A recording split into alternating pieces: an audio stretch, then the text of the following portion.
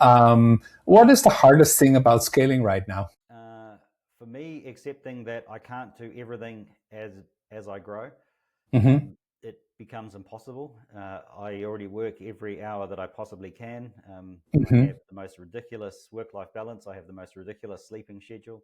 I'm Hmm. always connected, um, and eventually you become an absolute bottleneck. I have no Hmm. desire to be sleeping on the factory floor, Right. to quote a famous person.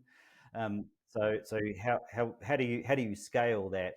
And initially, I was hiring people who I thought were very strong in areas that I was weak, Hmm. um, and that's good. It does give you blindside protection, but it also creates a lot of management friction because then they're coming at things in a completely different way than I am.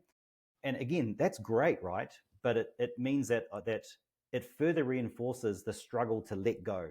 So Hmm. when you instead start hiring people in your leadership team who actually think more like me, now that's bad, right? Because what you don't want necessarily is tunnel vision. But when you hire people who act and think like me, it means that you can actually delegate and let go much Hmm. sooner.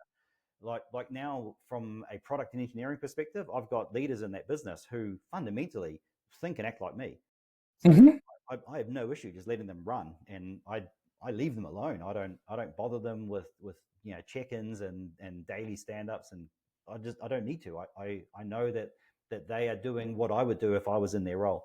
And so as you scale the hiring, you get more and more people in those roles who you simply trust. Yeah, and I think it's I think this is part of why we said in the intro, like you maybe don't subscribe to the MBA playbook, which is of course in many cases been written for more mature and steady companies, right? Um, so it sounds like what you're saying is like when you're optimizing for this fast growth and for running all the time, then it's actually better to have people you can trust to think like you, as opposed to trying to inject all that diverse thinking prematurely. It's having the founder mindset, Hmm. um, being comfortable with multiple iterations and changes, right? If someone says to me, "Hey, I want to build a plan for the next 12 months," my eyes roll on my head and I laugh. And it's like, man, I don't even know what's going to happen in the next 12 minutes, let alone the next 12 months. This market we're in is incredibly dynamic, especially now with vibe coding. There's competitor solutions popping up left, right, and center, right?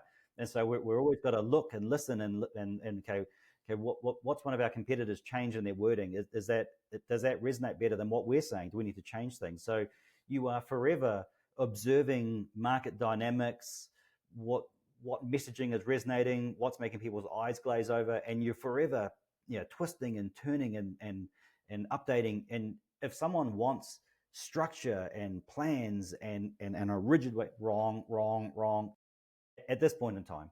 At this point in time, Yeah. you need someone who is incredibly receptive to rapid changes because that's what it takes to be successful in the stage.